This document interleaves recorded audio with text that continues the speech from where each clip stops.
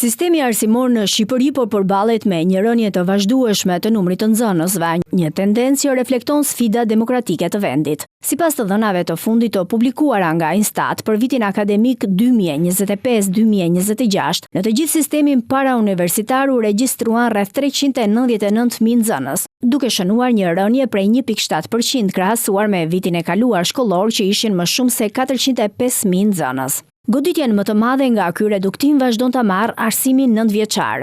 Në bankat e shkollave këtë vit ulën pak më shumë se 243.000 nxënës, çka përkthehet në një rënje prej 2.7% krahasuar me vitin e kaluar. Por nëse e shohim në një harkor 10-vjeçar, shifrat janë tronditëse.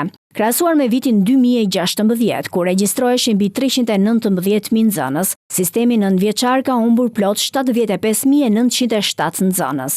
Pra brenda një dekade, klasat e shkollave tona fillore dhe të mesme janë të kurrur me gati 24%, duke dëshmuar një zbrazje sistematike të klasave.